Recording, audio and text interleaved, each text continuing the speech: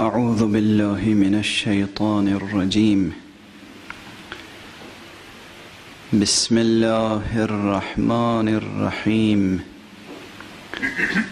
الحمد لله رب العالمين، والصلاة والسلام على أشرف الخلائق أجمعين، سيدنا وسيد الأولين والآخرين، حبيبنا وحبيب إله العالمين، إمام المرسلين وخاتم النبيين، أبي القاسم المصطفى محمد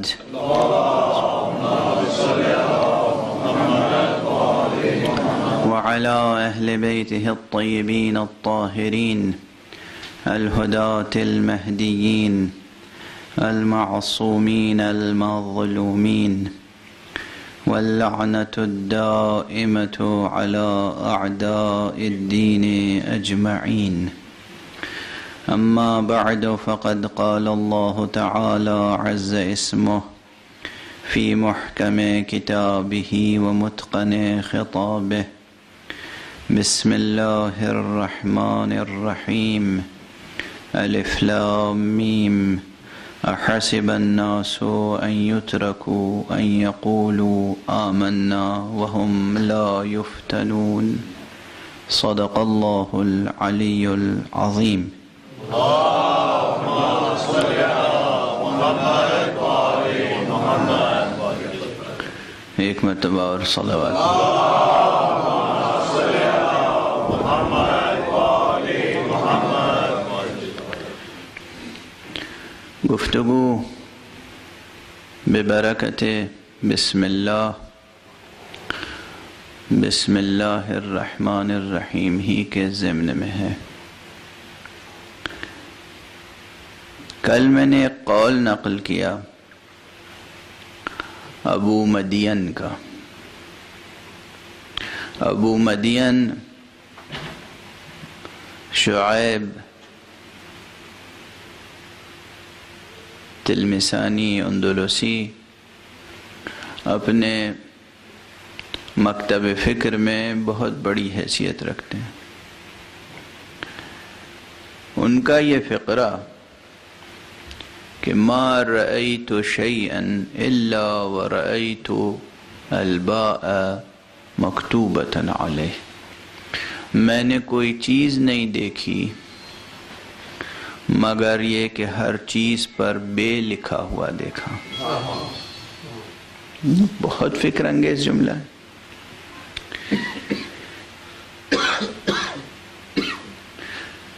اس ایک جملے پر گفتگو اگر کیجئے تو کتنے جہات ہیں. ما رأیت شیئا، میں نے کوئی چیز نہیں دیکھی. یہ کہنے والا کون ہے؟ یہ میں کہنے والا کون ہے؟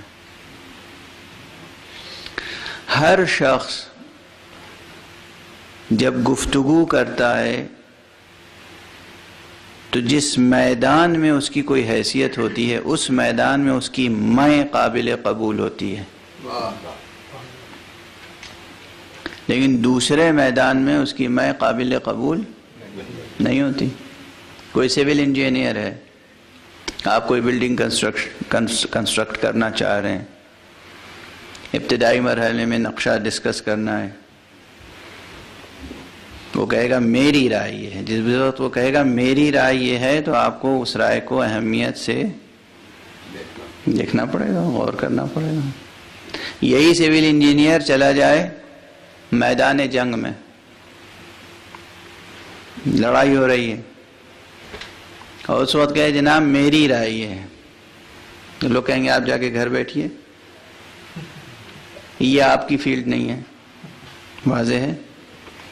ہر شخص کی رائے اس میدان میں قابل سماعت ہوتی ہے جس میدان میں اس کی کوئی حیثیت ہو. یہ ایک رخ. دوسرا رخ،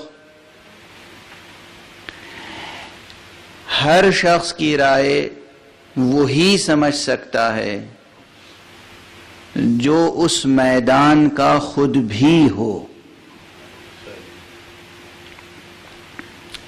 مجھے کچھ نہیں آتا جاتا، سول انجینئرنگ کی اسپیلنگ بھی معلوم نہیں ہے فرض کیجئے، کچھ تصور نہیں ہے مجھے گھر کا اور کنسٹرکشن کا. اب وہ ایک پڑھا لکھا سول انجینئر کہہ رہا ہے جناب میری رائے یہ ہے، میں نہ اس کو ایکسیپٹ کرنے کی پوزیشن میں ہوں نہ رد کرنے کی پوزیشن میں ہوں. مجھے تو کچھ آتا ہی نہیں اس میدان کی بات. اب اگر میں یہ کہوں کہ میں نہیں سمجھ پا رہا ہوں آپ کی بات، تو یہ میرے کہنے سے کہ میں نہیں سمجھ پا رہا ہوں آپ کی بات، اس کی بات بے ارزش نہیں ہوگی، صرف میرے جہل کا اعتراف ہوگا. صرف میرے جہل کا اعتراف ہوگا، جو ایک فضیلت ہے. اپنی نادانی کا اعتراف کرنا فضیلت ہے، اپنی نادانی کو دوسری نادانی سے چھپانا حماقت ہے.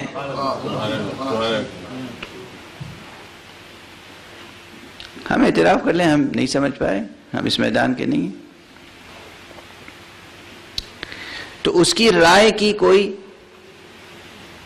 تنقیص نہیں ہوگی یہ کہہ دینا کہ ہم نہیں سمجھ پائے. ابھی ایک شخص ہے جس نے ریاض کیا، خوب پڑھا، ڈوبا، ریاضتیں کی، سیر و سلوک کا سفر طے کیا، حکمت پڑھی، فلسفہ پڑھا، قرآن پڑھا، حافظ قرآن ہوا، تمام سرمایہ حدیث کو پڑھا کھنگالا، نہ جانے کتنے اساتذہ کے پاس پہنچا، ان سے کسب فیض کیا، نہ جانے کتنے شاگردوں کی تربیت کی، اور اس کے بعد کہتا ہے کہ میں نے تو کوئی چیز نہیں دیکھی مگر اس کے اوپر بسم اللہ بائے بسم اللہ لکھی ہوئی دیکھی. یہ قول قابل سماعت ہے، یہ قول قابل غور ہے. اس قول کو سوچنا پڑے گا کہ اس کے وجوہ معانی کتنے ہیں. اب وجوہ معانی جو میں نے کہیں، یعنی کتنے طریقے سے آپ اس ایک جملے کے معنی بیان کر سکتے ہیں، اس ایک جملے کے. مثلا اس کی بھی مثال دوں، کبھی جملے کا اطلاق حقیقی ہوتا ہے، منطوق جو ہے کلام میں وہی منطوق ہم مراد لیں جو مدلول ہے ظاہر، یعنی لٹرلی ہر چیز پر بے لکھا ہوا ہے. ایک تو یہ مفہوم. دوسرا یہ کہ مراد یہ نہیں ہے کہ حرف بے لکھا ہوا ہے، یعنی ایک کشش ہے اور نیچے ایک نقطہ لگا ہوا ہے. اس نے بے لکھا ہوا ہونا خود اس چیز کو ایک استعارہ بنایا ہے، تو ہمیں اس استعارے کے معنی تلاش کرنے ہوں گے کہ کس حقیقت کا استعارہ اس نے بنایا ہے. مثال، آپ کا کوئی بہت ہی محنتی سعادت مند بچہ ہے، جوان ہے، خوبصورت و خوب سیرت، خوش فکر، خوش عمل. آپ اس بچے سے خطاب کر کے کہتے ہیں کہ بیٹا تمہاری تو پیشانیوں پہ کامیابی لکھی ہوئی ہے. تو کیا اس کی پیشانی پہ کاف الف میم یہ الف بے یہ لکھا ہوا ہے؟ لفظ کامیابی یہ لکھا ہوا ہے، مگر کامیابی لکھی ہوئی ہے. تو یہ جملہ کہ کامیابی لکھی ہوئی ہے یہ استعارہ ہے اس کی صلاحیتوں کو سامنے رکھتے ہوئے اس کی مستقبل کی کامیابی کا.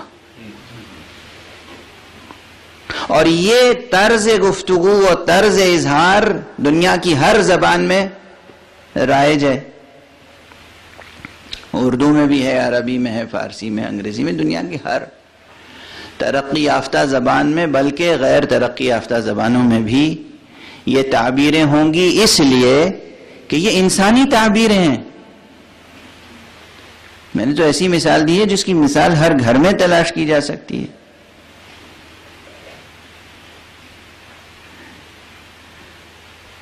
اس مرتبہ ان تقاریر کے ضمن میں نے کچھ لوگوں نے اعتراض بھی کیا، ان کا اعتراض بجا ہے. کہنے لگے اس مرتبہ آپ بعض ایسے الفاظ استعمال کر رہے ہیں کہ جو آپ کی زبان سے اچھے نہیں لگے، اور عموماً آپ ایسے الفاظ استعمال نہیں کرتے، لیکن کبھی ماحول ایسا ہوتا ہے، وہ غیظ و غضب کہیں نہ کہیں اس کا اظہار ہوتا ہے. مثلا میں نے مسلمانوں کے لٹریچر کے لیے کہا تھا کہ اس میں نہ جانے کتنی بکواس بھری ہوئی ہے. اب ظاہر لفظ بکواس خود مجھے پسند نہیں ہے تو دوسروں کو کیا پسند آئے گا، لیکن کریں کیا کہ ہے بھری ہوئی.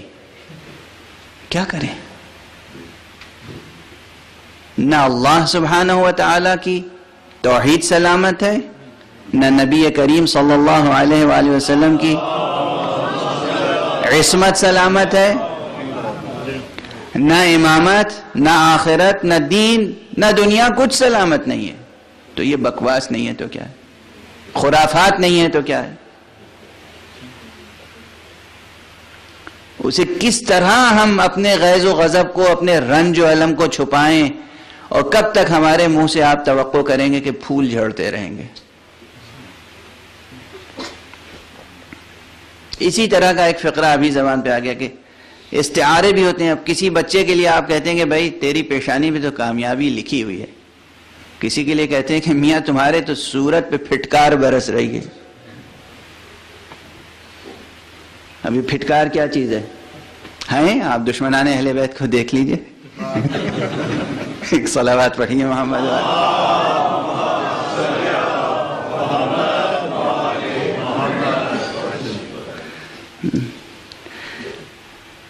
اب یہ زبان کے محاورے ہیں، کہیں تو ان کا استعمال ہوگا. پھٹکار کیا چیز ہے اور کیسے برستی ہے اور چہرے پہ کیسے برستی ہے؟ یہ ایک زبان کا ایکسپریشن ہے. تو میں نے اچھی مثال بھی دے دی اور ایسی مثال بھی دے دی کہ جو آپ کے ہنسنے کے لیے اور یاد رکھنے کے لیے کافی ہوگی. اب ایک حقیقت ہے، اب یہاں پر اور عرض کر دوں کچھ چیزیں اور تمہید میں پھر اس مطلب کی طرف اشارہ کروں. حرف با حرف ہے اور اس کے نیچے ایک زیر لگی ہوئی ہے، ایک نقطہ ہے اور ایک زیر ہے. جو کچھ اس کائنات میں ہے بے سبب نہیں ہے.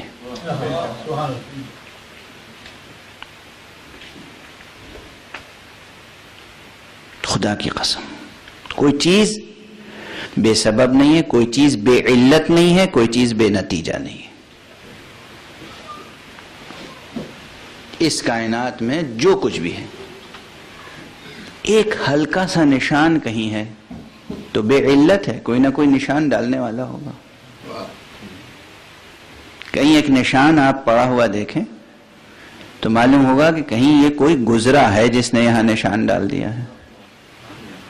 وہ علت ہے اور یہ نشان اس کا معلول ہے. تشریف لے آئے. ایک صلوات پڑھیے محمد.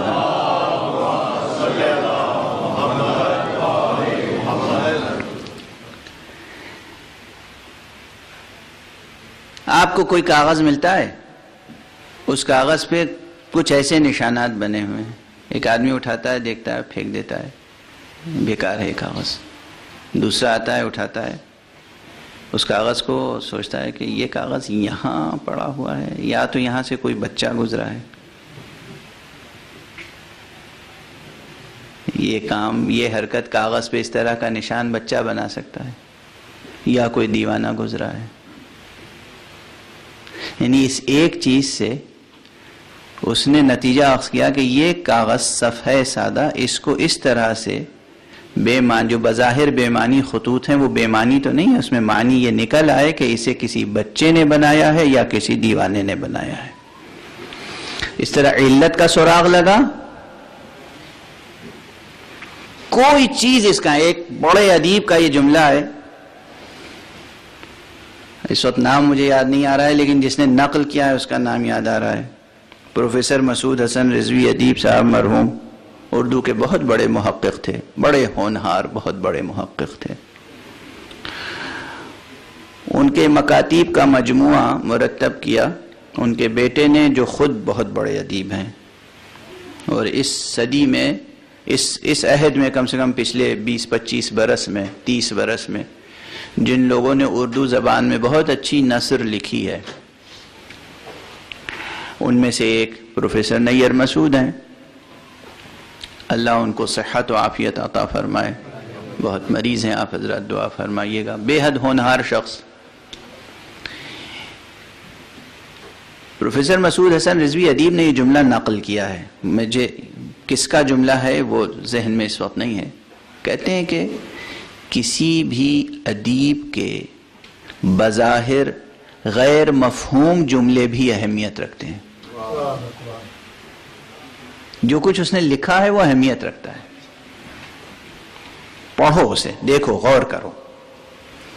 رائٹنگ اہمیت رکھتی ہے. بہت سی چیزیں ہینڈ رائٹنگ سے پتہ چل جاتی ہیں. اب جب یہ چیز مسلم ہے اپنی جگہ، اور آپ کائنات وجودی میں چلے جائیں، کسی درخت کا کوئی ایک کانٹا بھی کیا بے سبب ہے اور کیا بے نتیجہ ہے؟ آپ اس منطق کو لے کے آ سکتے ہیں کہ واہ سبحان اللہ، کسی سائنسداں سے بات کیجئے گا اور خدا کی حکمت پہ اعتراض کیجئے گا کہ اللہ بھی کیا اللہ ہے. اس قدر اس کی حمد و ثنا کرتے ہیں لوگ. اتنا نفیس، لطیف، نازک پنکھڑیوں والا گلاب کا پھول، اور اس پودے میں کانٹے ہی کانٹے ہیں.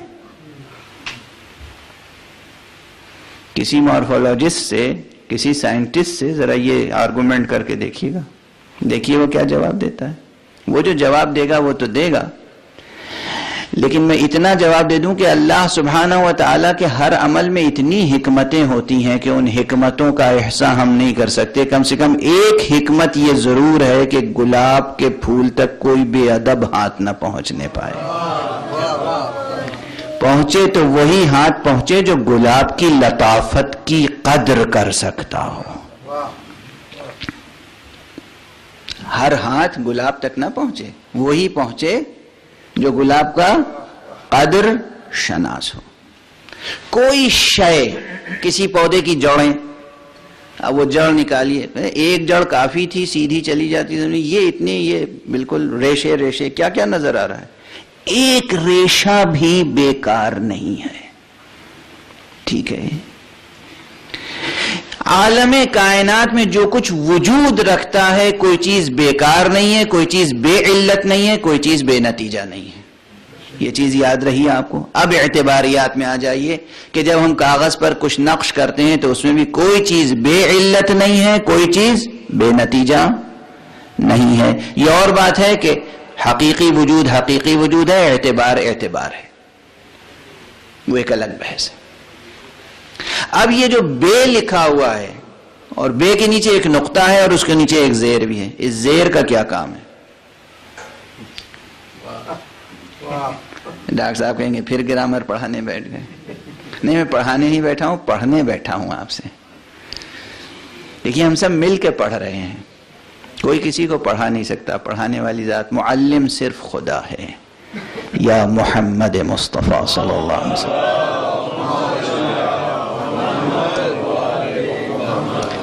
وہ عالم ہے، وہ علم ہے، اور اس نے جسے معلم بنایا وہ معلم ہے. معلم مصطفیٰ ہے، معلم انسانیت. معلم علی ابن ابی طالب ہیں، ائمہ معصومین علیہ السلام. ہم سب پڑھ رہے ہیں. روزانہ کچھ نہ کچھ علم میں اضافہ ہونا چاہیے. مولا نے فرمایا ہے، امیر المومنین علیہ السلام کی طرف ایک منسوب ہے یہ جملہ، فرماتے ہیں کہ اگر تمہارے علم میں 3 دن ایسے گزر جائیں کہ تمہارے علم میں اضافہ نہ ہو تو اپنے مرنے کی تمنا کرو. یعنی ہر روز ہماری معلومات میں کچھ اضافہ ہونا چاہیے. اگر 2 دن یکساں گزر جائیں تو سمجھو کہ تم گھاٹے میں ہو، خسارے میں ہو. 2 دن یکساں نہیں گزرنے چاہیے. یعنی کل جو آپ کا سطح علمی تھی، آج وہ سطح اور بلند ہونی چاہیے. کل جو سطح عمل تھی، آج وہ سطح اور بلند ہونی چاہیے. 2 دن یکساں نہیں گزرنے چاہیے. بہرحال کوئی چیز نہ بے علت ہے نہ بے اثر. اب یہ ابو مدین صاحب کہتے ہیں کہ یہاں جو بے کے نیچے زیر ہے، اس زیر کو اگر بڑھاؤ تو یہ پیدا ہو جاتی ہے. صحیح ہے. سیدھا سیدھا تجوید کا قاعدہ بھی یہی ہے.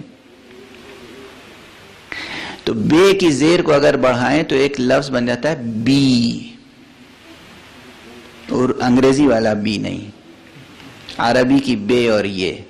کہتے ہیں اس سے مراد یہ ہے کہ حق سبحانہ و تعالی یہ پیغام یہی دے رہا ہے کہ ہر شے میری ذات پر قائم ہے، اپنی کسی چیز کی کوئی حیثیت نہیں ہے.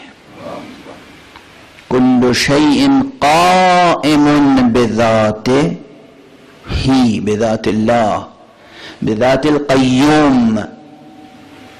اللہ کی ذات خود اپنی وہ قائم بالذات بھی ہے، وہ کسی اور پر قائم نہیں، لیکن باقی ہر چیز قائم ہے اس کی ذات پر. واضح ہے یہ بات؟ اچھا، یہ بات علم کلام میں بھی کہی جاتی ہے، عرفان میں بھی کہی جاتی ہے، لیکن دونوں جگہ کہنے کے سلیقے الگ ہوتے ہیں. فلسفے میں بھی یہ بات کہی جاتی ہے کہ ہر معلول کی کوئی علت ہوتی ہے. یہاں پر ہاں ایک پرانا جملہ ہے، کبھی کافی زمانہ ہو گیا، مجھے خیال آ رہا ہے کہ تنبیہ کے طور پر، تنبہ کے طور پر، تذکر کے طور پہ میں نے کہا تھا، پھر کہہ دوں. چونکہ نوجوان بچے اکثر اس طرح کے مغالطوں میں پڑ جاتے ہیں. جب باب توحید کی گفتگو شروع ہوتی ہے، خالق و مخلوق کی گفتگو شروع ہوتی ہے، تو لوگ کہتے ہیں کہ بھئی جب ہر چیز کی کوئی علت ہوتی ہے تو خدا کی علت کیا ہے؟ دیکھیں دو جملے الگ الگ ہیں. ہم کہتے ہیں ہر معلول کی کوئی نہ کوئی علت ہوتی ہے، ہم یہ نہیں کہتے کہ ہر وجود کی کوئی نہ کوئی علت ہوتی ہے. ہر معلول کی علت ہے، اللہ معلول نہیں ہے اس لیے اس کی کوئی علت نہیں ہے. جواب یاد رہ جائے گا. ہر معلول کی علت ہے، اللہ معلول نہیں ہے کہ ہم اس کی علت تلاش کریں. بالکل پرفیکٹ جواب ہے. اس جواب میں کوئی جھول، کوئی خلل نہ منطقی ہے نہ فلسفیانہ، کہیں سے کوئی اس کو چیلنج نہیں کر سکتا، مگر یہ کہ ہاں صحیح الفاظ اگر ادا نہ ہو تو مشکل میں پڑ جائیں گے. اللہ معلول نہیں ہے کہ ہم اس کی علت تلاش کریں. باقی ہر چیز ہمیں معلول نظر آتی ہے، ہر چیز معلول نظر آتی ہے، ہر چیز معلول نظر آتی ہے. کیوں؟ اس لیے کہ ہر چیز میں تغیر نظر آتا ہے، ہر چیز میں چینج نظر آتا ہے. جس چیز میں تغیر نظر آئے وہ چیز معلول ہوتی ہے. جناب ابراہیم علی نبینا وعلیہ الصلاۃ والسلام، یا علیہ وعلی نبینا الصلاۃ والسلام نے اس مکالمے میں اسی حقیقت کی طرف توجہ دلائی ہے انسانیت کی. قرآن نے وہ مکالمہ اسی لیے نقل کیا ہے کہ جناب ابراہیم نے کہا کہ یہ ستارے نظر آ رہے ہیں، بہت چمکتے ہوئے ستارے ہیں، یہ میرے خدا ہوں گے. جب ستارے جھلملا کے ڈوب گئے، کہا کہ ڈوب جانے والا خدا نہیں ہو سکتا. چاند نکلا، کہا یہ ان سب سے بڑا ہے، یہ میرا خدا ہوگا. جب وہ بھی اس کا چاند کا چہرہ بھی اتر گیا، کہا یہ میرا خدا نہیں ہو سکتا. سورج نکلا اور ڈوبا، کہا یہ میرا خدا نہیں ہو سکتا. پھر اعلان کر دیا کہ میرا خدا وہ نہیں ہے جو ڈوبے، میرا خدا وہ ہے جو ان سب کا خالق ہے. خدا معلول نہیں ہے، خدا خدا ہے. فارسی کے اس لفظ سے بعض لوگوں کو چڑ ہے. یہ بتا دوں، ہمارے ہندوستان پاکستان میں کچھ ایسے عمدہ قسم کے مسلمان پیدا ہو گئے جنہوں نے خدا حافظ کو کہا کہ اللہ حافظ کہا کیجیے. یہ صرف لسانی تعصب ہے اور کچھ نہیں ہے، دونوں کے معنی ایک ہیں. اللہ حافظ کہیے، خدا حافظ کہیے. فارسی زبان میں خدا کے معنی یہ ہیں کہ وہ وجود جو کسی کا معلول نہ ہو.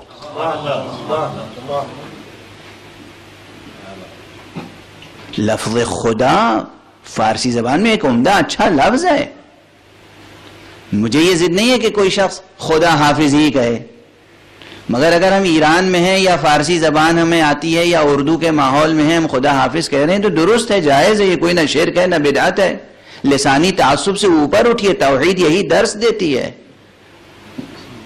عربی میں گفتگو کیجیے، اللہ حافظ کہیے، اللہ حافظ کہیں گے آپ کو ثواب زیادہ ملے گا، اس لیے کہ لفظ اللہ بھی قرآنی ہے، حافظ بھی قرآنی ہے۔ اللہ حافظ کہیے، لیکن خدا حافظ کی ضد اور یہ کہنا کہ خدا حافظ غلط لفظ ہے، غلط نہیں ہے۔ لفظ خدا کے معنی ہے، اتنا حسین لفظ ہے، جیسے میں اس سے پہلے کہہ چکا ہوں کہ فارسی کی ترکیب ختمی مرتبت مجھے بہت عزیز ہے۔ رسول اللہ صلی اللہ علیہ وآلہ وسلم کے لیے جب کہتے ہیں ختمی مرتبت، خدا کی قسم اتنی حسین ترکیب ہے، معلوم ہوتا ہے تمام مراتب ختم ہو گئے محمد پہ جا کے۔ رسالت ان پہ ختم ہوئی، نبوت ان پہ ختم ہوئی، امامت ان پہ ختم ہوئی، طہارت ان پہ ختم ہوئی، علم ان پہ ختم ہوا، شجاعت ان پہ ختم ہوئی، جتنے اوصاف حمیدہ ہیں سب ختم ہو گئے ذات محمد مصطفیٰ صلی اللہ علیہ وسلم۔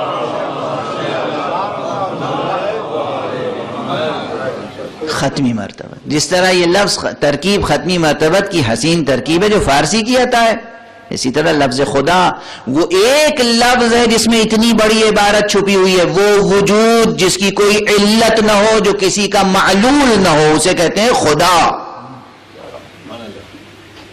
اتنے حسین لفظ کو آپ بلا وجہ لسانی تعصب کی بنا پر رد کر رہے ہیں۔ ایرانیوں کی ذہانت سے حسد ہو گیا ہے۔ کسی کا حسد نہ کیجیے۔ توحید کا پہلا درس یہ ہے کہ حسد نہ کیجیے۔ معلوم ہے مسلمانوں میں 73 فرقے کیوں ہوئے؟ 73 فرقے بھی اسی لیے ہوئے حسد کی بنیاد پر۔ اب میں شعر تو پڑھوں گا نہیں، ابھی افطار ہوا نہیں ہے۔ محمد اور آل محمد علیہم الصلاۃ والسلام کی مدح کے علاوہ ان کی مدح میں بے شک شعر پڑھا جا سکتا ہے، لیکن غزل کا شعر اور دوسری دنیاوی موضوعات پہ نظم منظومات، اس کو ظاہر مکروہ کہا ہے، حرام نہیں ہے، مکروہ ہے، مسئلے سے واقف نہیں، مکروہ ہے، نہیں پڑھنا چاہیے شعر۔ اصل میں اطلاق جب ہوا تھا شعر پڑھنے کی نفی جب کی گئی، مکروہ کہا گیا، تو وہ دوسرے قسم کے اشعار تھے، لیکن اب جب اطلاق ہے روایت میں تو اس اطلاق کا احترام کرنا چاہیے، شعر نہیں پڑھنا چاہیے۔ شیخ ابراہیم ذوق کا ایک مطلع ہے غزل کا، لیکن اس میں بات انہوں نے کہی ہے بہت عمدہ۔ وہ بات انہوں نے یہ کہی ہے، ایک مصرع تو پڑھ دیتا ہوں چونکہ اس پہ شعر کا اطلاق نہیں ہوتا ہے۔ انہوں نے فرمایا ہے کہ ہفتاد و دو فریق حسد کے عدد سے ہیں۔ کہتے ہیں نا کہ مسلمان 72 فرقوں میں بٹے ہوئے ہیں۔ جب 72 عدد کو لفظ حسد سے حاصل کر سکتے ہیں آپ، ابجد حوض والا جو حساب ہے اگر آپ کو آتا ہو تو سین کے 60 ہوتے ہیں، اور ہے کے 8 ہیں، اور دال کے 4، کتنے ہو گئے؟ 72 ہو گئے نا۔ تو انہوں نے کہا ہے کہ مسلمانوں میں یہ 72 جو فریق ہیں یہ حسد کے عدد سے ہیں۔ بہت عمدہ بات۔ اور کس نے کہی ہے؟ شیخ ابراہیم ذوق، کسی اور نے نہیں، ذوق نے کہی ہے۔ ذوق بہت بڑے استاد تھے اور ان کا مسلک اہل سنت والجماعت کا مسلک تھا، سنی حنفی تھے، محب اہل بیت۔ 2.5 مہینے غزل نہیں کہتے تھے اور نہ غزل پہ اصلاح دیتے تھے، سلام کہتے تھے۔ محرم اور سفر میں 2 مہینے 8 دن شیخ ابراہیم ذوق، اور دربار میں بہادر شاہ ظفر بھی شاعر تھے، مگر وہ ہر سال محرم میں سلام کہتے تھے، غزل نہیں کہتے تھے۔ یہ اس لیے ذکر کر رہا ہوں کہ ہماری گفتگو میں بہت سے لوگ سنتے ہیں، شاعر بھی سنتے ہیں، تو انہیں معلوم رہے کہ اردو شاعروں کی تہذیب کیا رہی ہے۔ اردو شاعری کی تہذیب میں روز اول سے محبت اہل بیت و احترام محمد و آل محمد داخل رہا ہے۔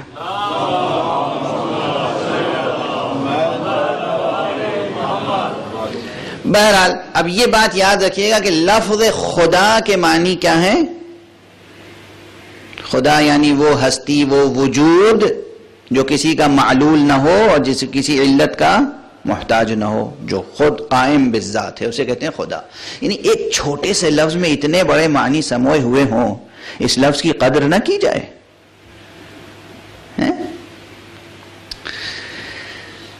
تو خدا ایک حسین لفظ ہے اور اس کے یہ معنی ہے. ختمی مرتبت ایک حسین ترکیب ہے، اس کے وہ معنی ہیں جو میں نے عرض کیے. خدا کی علت تلاش نہ کریں اس لیے کہ وہ معلول نہیں ہے، باقی ہر شے معلول ہے. اب اتنی بڑی ترکیب کو، اتنی بڑی بحث کو سمیٹ کر اس عارف نے کہا ہم نے تو کوئی شے نہیں دیکھی مگر اس پہ بے لکھا ہوا دیکھا. یہ ایک استعاراتی بیان ہے، ایک لطیف بیان ہے. بے یعنی یہ شے اس پہ بے لکھا ہوا ہے، یعنی ہم دیکھ رہے ہیں کہ یہ معلول ہے، اس میں تغیر نظر آ رہا ہے، یہ قائم بذات اللہ ہے. توجہ ہے؟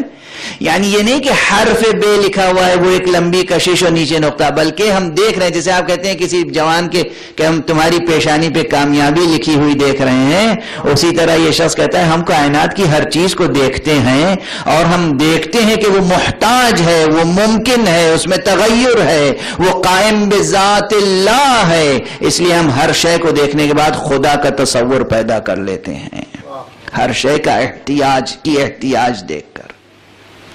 اب اس ایک تعبیر نے اگر اس کو لٹرل میننگ نہ لیں، لٹرلی آپ نہ سمجھیں اور اس کے استعاراتی معنی لیں، تب بھی یہ جملہ بے حد فکر انگیز بھی ہے، معنی خیز بھی ہے اور حسین بھی ہے. استعاراتی انداز میں اس شخص نے ایک عظیم بحث کو سمیٹ کے رکھ دیا. یعنی کہنا یہ چاہتا ہے کہ کائنات میں جو چیزیں بھی نظر آتی ہیں، ہر چیز ہم دیکھتے ہیں کہ وہ محتاج ہے کسی کی، وہ ممکن ہے، وہ فقیر ہے. فقیر کے معنی سمجھتے ہیں کسے کہتے ہیں؟ آپ حضرات فقیر کہتے ہیں اسے جس کے پاس پیسے نہ ہو. مفلس اسے کہتے ہیں مفلس، جس کے پاس پیسہ نہ ہو اسے کہتے ہیں مفلس. فقیر کسے کہتے ہیں؟ اچھی طرح سمجھ لیجئے. یہ جو ریڑھ کی ہڈی ہے جس کی بنا پہ آپ کھڑے ہوتے ہیں اور اپنے کو سنبھالتے ہیں، اسے کہتے ہیں فقرات. عربی میں اسے کہتے ہیں فقرات. فقیر اسے کہتے ہیں جس کے پاس یہ ریڑھ کی ہڈی نہ ہو، جو کھڑا نہ ہو سکتا ہو، خود جو خود کھڑا نہ ہو سکتا ہو اپنے بلبوتے پر، اسے کہتے ہیں فقیر. اب یہ بیچارہ جس کے پاس پیسہ نہیں ہے، چونکہ ایک خاص لحاظ سے آپ سمجھتے ہیں کہ یہ معاشرے میں اپنی اقتصادی حیثیت خود نہیں سنبھال پاتا، اس لیے اس کو مجازن کہتے ہیں فقیر، ورنہ دراصل ہے وہ مفلس. اب ہم سب اپنے اصل وجود کے لحاظ سے فقیر ہیں، اس لیے کہ اگر چشم کرم الہی اور فیضان خدا نہ ہو تو کوئی وجود برقرار نہیں رہ سکتا. اس لیے ہم سب ہیں فقیر. اور اسی لیے پیغمبر اکرم صلی اللہ علیہ وآلہ وسلم نے اگر فرمایا الفقر فخری، اس کا فقیر ہونا میرے لیے فخر کی بات ہے.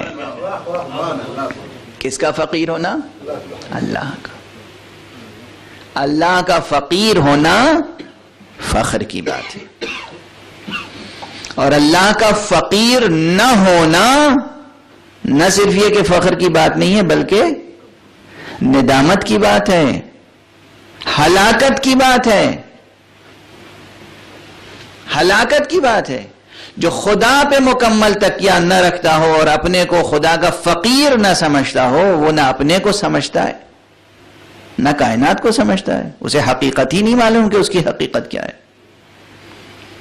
تو ہر شے محتاج ہے پروردگار کی، ہر ممکن اور ہر معلول، ہر ایفیکٹ اور ہر پاسبل ایگزسٹنس، یہ محتاج ہے پروردگار کا، فقیر ہے پروردگار کا. چونکہ یہ محتاج ہے، چونکہ یہ فقیر ہے، تو اتنی بڑی بحث کو سمیٹ کر ایک شخص کہتا ہے کہ ہم نے تو کوئی شے نہیں دیکھی مگر اس کے اوپر بے لکھا ہوا دیکھا. توجہ ہے. اب ایک جملہ کہہ کر گفتگو کو سمیٹ دوں. آج وقت اذان کا کم سے کم تر ہوتا جا رہا ہے.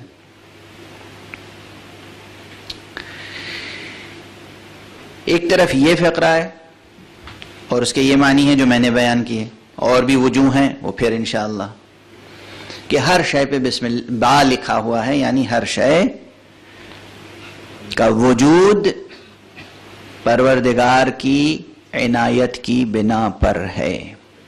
ہر شے قائم ہے بذات اللہ. ٹھیک. بذات اللہ قائم تو ہے ہر شے. ابھی بہت لطیف بحثیں تھیں، اگر وقت میں گنجائش ہوتی تو میں عرض کرتا، لیکن مجبور ہوں. ہر شے قائم تو ہے پروردگار کی ذات پر، لیکن پروردگار کی ذات سے ایک شے ہے ممکن اور ایک ہے ذات واجب، اور ایک ہے ان دونوں میں ربط. اب یہ فلسفے کی بحث ہے، حکمت کی بحث ہے. علماء نے یہ بحث کی ہے کہ وجود ربطی ایک مستقل وجود ہے یا عین ربط ہے. دیکھیے جو لوگ، یہ ہمارے ڈاکٹر احسن ظفر زیدی صاحب جو ہیں، یہ صرف جسموں ہی کو چیر پھاڑ نہیں کرتے رہتے ہیں، سرجن ہیں، لیکن میں ان سے اس لیے بھی خوش رہتا ہوں کہ یہ مطالب کی بھی بال کی کھال کھینچنے کی عادی خود بھی ہیں اور لطف لیتے ہیں ایسے بحثوں پہ. آپ سبھی ماشاءاللہ کم سے کم ہمارا تجربہ آپ کے ساتھ تو اب تک کامیاب رہا ہے، آپ کا ہمارے ساتھ کامیاب نہ رہا ہوگا کہ آپ ہماری ایسی بحثوں کو برداشت کر لیتے ہیں. ایک چیز ہے، جیسے یہ اسٹینڈ، یہ مائک ہے، مثال دے دوں، یہ مائک ہے، یہ مائک یہاں ہوا میں معلق نہیں رہ سکتا، میرے سامنے چہرے کے سامنے لگا ہوا ہے.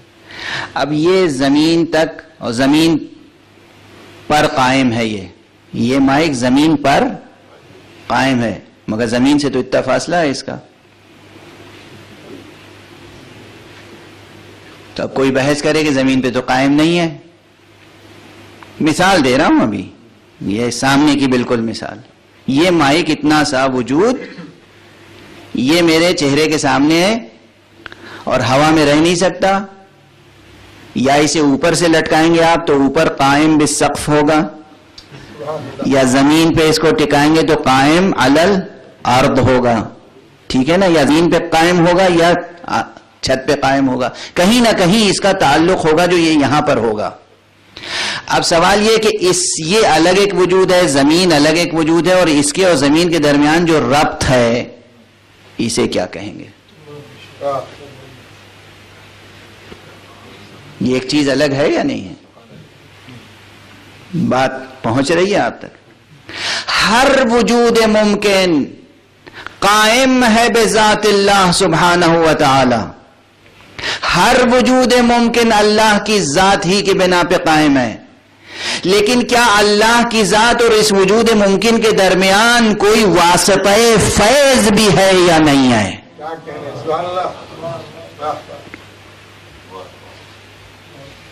افاضہ، ہر شے پر افاضہ حق سبحانہ و تعالیٰ کی ذات کی طرف سے، کوئی شرک نہیں ہے.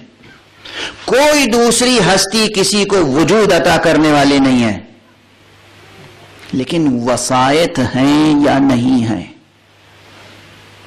وہ اب وہ بحث الگ، ربط اور عین ربط والی، وہ بھی ذہن میں رکھیے گا، پھر کسی وقت کام آئے گی. لیکن وسائط ہیں یا نہیں؟ مثلا ہم آپ کے سامنے، آپ خود اپنے اوپر غور کریں، آپ اللہ سبحانہ و تعالیٰ نے آپ کو وجود عطا کیا ہے، لیکن درمیان میں ماں باپ کا بھی قدم ہے. ماں باپ کی کیا حیثیت ہے؟ دادی دادا بھی ہیں، نانی نانا بھی ہیں. اب آپ کی خلقت میں کتنے عناصر اور کتنے وسائط اور کتنے وسائل درمیان میں ہیں؟ یہ سب آپ کی تخلیق میں شریک نہیں ہیں، مگر واسطے کی حیثیت رکھتے ہیں. وہ وحدہ لا شریک ہے، وہ خالق ہے. اگر وہ چاہے تو بے ماں باپ کے آدم اور حوا کو پیدا کر سکتا ہے. اگر وہ چاہے تو بغیر باپ کے جناب عیسیٰ کو پیدا کر سکتا ہے. لیکن عموماً اس اللہ سبحانہ و تعالیٰ نے اس کائنات میں ایک نظام بنایا ہے. خود اس کا ارادہ یہ ہے کہ ہر چیز ایک نظام کے تحت ہو، اور اس میں وسائط مقرر کیے ہیں. تو تمام کائنات کے درمیان اور حق سبحانہ و تعالیٰ کے درمیان کوئی واسطہ فیض ہے یا نہیں؟ اگر یہ واسطہ فیض آگے بڑھ کے یہ کہے کہ تم مجھے نہیں پہچانتے، میں وہ نقطہ ہوں جو بے کے نیچے ہوتا ہے.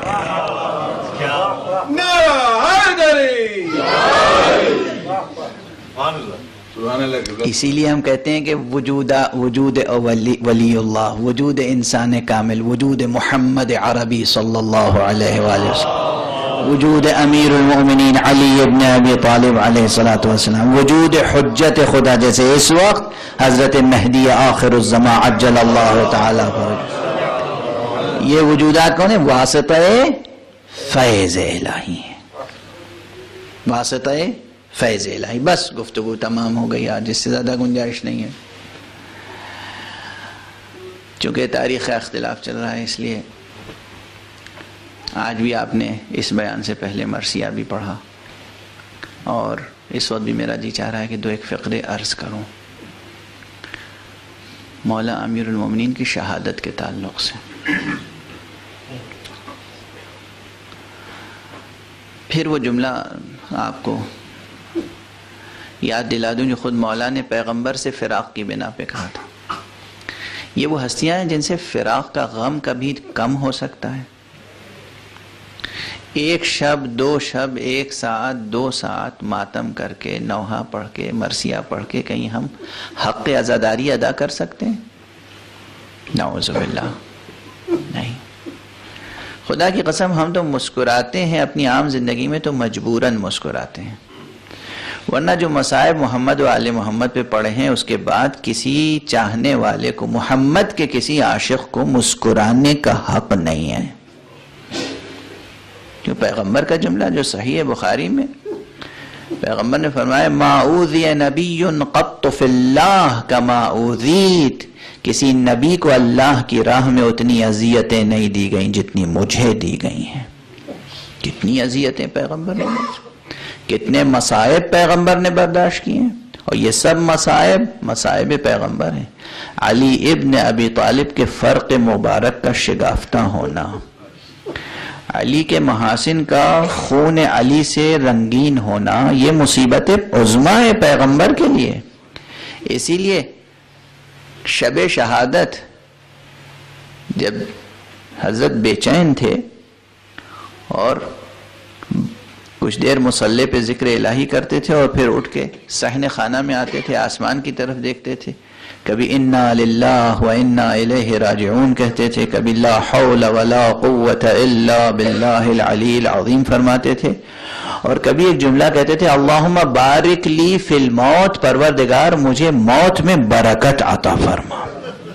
اللہ، خدا کی قسم کیا جملہ ہے یہ، کسی اور کا نہیں، علی کا جملہ ہے. فرماتے ہیں اللہم بارک لی فی الموت، پروردگار موت کو میرے لیے بابرکت قرار دے. کس میں حوصلہ ہے جو یہ جملہ کہہ سکے؟ بیٹی سن رہی تھی، بیٹیوں سے ایسے جملے سنے نہیں جاتے ہیں، چاہنے والوں سے ایسے جملے سنے نہیں جاتے. علی اپنے مقام معرفت سے یہ بات کہہ رہے ہیں، علی اپنے عشق الہی کے ذوق کے ساتھ یہ جملہ کہہ رہے ہیں. مگر جناب ام کلثوم سن کے بے چین ہو گئیں. بابا آج آپ کس طرح کے جملے فرما رہے ہیں؟ بابا آج کیوں آپ پریشان سے نظر آ رہے ہیں؟ کیوں اس طرح بے تابانہ بار بار صحن میں تشریف لاتے ہیں، آسمان کی طرف دیکھتے ہیں؟ بیٹی جسے بے تابی سمجھ رہی ہے وہ بے تابی دنیا چھوڑنے کی بے تابی نہیں ہے، جلد از جلد لقائے حق کی بے تابی ہے. امیر المومنین نے بیٹی کو سمجھایا اور پھر آسمان کی طرف دیکھا اور پھر فرماتے ہیں بڑے یقین کے ساتھ ہاں یہی وہ شب ہے، اسی شب کا وعدہ کیا گیا ہے مجھ سے. اللہ اکبر، کیا جملے! علی وقت کو پہچانتے ہیں، علی ساعتوں کو پہچانتے ہیں، علی ہر شب کو پہچانتے ہیں، علی ہر سحر کو پہچانتے ہیں. علی کا مرتبہ، علی آغوش محمد کے تربیت یافتہ ہیں. روزانہ صبح نمودار ہوتی ہے، اگر آپ کو تاریخ نہ بتائی جائے تو آپ 2 صبحوں میں فرق نہیں کر سکتے. علی ہر صبح کو الگ الگ پہچانتے ہیں، علی ہر سحر کو الگ الگ پہچانتے ہیں. کہہ رہے ہیں آج اسی سحر کا مجھ سے وعدہ کیا گیا ہے، جیسے اس سحر کو پہچانتے ہیں. یہ علی. اور جب علی دنیا سے اٹھ گئے ہیں تو کل میں نے اشارہ کیا تھا کہ کس شب اٹھے ہیں امیر المومنین؟ اسی شب جس شب جناب عیسیٰ کو زمین سے اٹھایا گیا تھا. آپ دیکھیں یوں ہی نہیں، پیغمبر اکرم نے جناب امیر المومنین کی مثال دی ہے حضرت عیسیٰ سے، تو ایک دو مماثلتیں نہیں ہیں، بے شمار مماثلتیں ہیں علی میں اور عیسیٰ میں. لیکن دنیا نہ علی کو کل سمجھ سکی تھی نہ آج سمجھ سکی. بس ایک فقرہ عرض کرنے کا جی چاہ رہا ہے. کمال مظلومیت علی یہ ہے، علی اپنے وقت کے امام، علی اپنے وقت کے خلیفہ، علی اپنے وقت کے بادشاہ، علی اہل بیت کے بعد پیغمبر فرد اول، علی پیغمبر کے محبوب ترین شخص، علی وہ جن کے لیے پیغمبر کی سند ہے کہ اللہ انہیں چاہتا ہے، اللہ کا رسول انہیں چاہتا ہے. علی کے فضائل و کمالات اپنی جگہ، مگر ذرا سوچئے کہ دنیا والوں سے کیسے خطرات تھے علی کو کہ دفن کرنے کے بعد نشان قبر مٹا دیا گیا. توجہ ہے، یہ تاریخ اسلام کیسے دور سے گزری ہے. اور مجھے خیال آتا ہے کہ اس گھرانے کی مصیبتیں، ایک وہ تاریخ تھی جب علی نے فاطمہ کی قبر بنا کے فاطمہ کے نشان قبر کو مٹا دیا تھا. ایک یہ دن ہے کہ جب حسن نے بابا کی قبر بنا کے نشان قبر مٹا دیا. اسی لیے بعد میں تاریخوں میں اختلاف ہوا کہ قبر مولا کہاں ہے. کسی نے کہا دارالامارہ میں دفن کر دیے گئے، کسی نے کہا اپنے بیت الشرف میں دفن کیے گئے، کسی نے کہا بصرے بھیج دیا گیا وہاں دفن ہوئے. مورخین نے اپنی اپنی قیاس آرائیاں کی، لیکن متفق علیہ قول، صحیح ترین قول یہی ہے کہ نجف اشرف میں جہاں آج آپ کا مزار مبارک ہے وہیں دفن ہے. لیکن اس وقت قبر کا نشان مٹا دیا گیا. اللہ اکبر. یعنی سوچنے کی بات ہے، علی جیسے عظیم شخص کی قبر کا نشان اس خوف سے مٹا دیا گیا کہ کہیں علی کے جنازے سے ویسے ہی بے حرمتی نہ کی جائے جیسے ان کے چچا جناب حمزہ کے لاشے سے بے حرمتی کی. معلوم ہے جناب حمزہ کے ساتھ کیا بے حرمتی ہوئی تھی. لیکن اب ایک جملہ کہوں، بس غالباً وقت بالکل تمام ہو چکا ہے. ایک طرف ظاہری تاریخ کا جبر یہ تھا کہ نشان قبر مولا کو مٹانا پڑا، اور صرف انہیں معلوم رہا جو گھر کے افراد تھے، یہاں تک کہ امام جعفر صادق علیہ السلام کا زمانہ آیا اور آپ نے پھر اس قبر کے نشان کو عام کیا. لیکن دوسری طرف علی کی عظمت کا اعلان خدا نے اپنے اہتمام سے کیا. علی کے غم کا اہتمام، علی کی عزاداری کا اہتمام خدا نے اپنے اہتمام سے کیا. چنانچہ بہت سے علماء نے، من جملہ ان کے علامہ حافظ جلال الدین السیوطی نے، ابن حجر مکی نے اور دوسرے علماء نے نقل کیا ہے کہ علی کی شہادت کے بعد بیت المقدس کا کوئی پتھر نہیں اٹھایا جاتا تھا مگر اس کے نیچے سے تازہ لہو جوش مارتا تھا. تاریخ میں یہ صرف چند مواقع پر ہوا ہے ایسا کہ زمین نے خون اگلا ہو یا آسمان نے خون برسایا ہو. ایک نبی خدا یحییٰ کی شہادت پر، ایک امیر المومنین علی ابن ابی طالب کی شہادت پر، اور ایک حسین ابن علی کی شہادت پر، کہ بیت المقدس کا کوئی پتھر نہیں اٹھایا جاتا تھا مگر اس سے تازہ لہو جوش مارتا تھا. اور امام حسین کی شہادت کے بعد تو یہ سلسلہ ایک دن نہیں بلکہ 40 دنوں تک برقرار رہا ہے. اور اس کے لیے میں بس ایک جملہ کہتا ہوں، اور یہی آج آخری جملہ ہے، کہ آخر یہ 40 دنوں تک کیوں برقرار رہا؟ اس لیے کہ واقعاً شہادت کے فوراً بعد جنہیں رونے کا حق تھا انہیں رونے نہیں دیا گیا.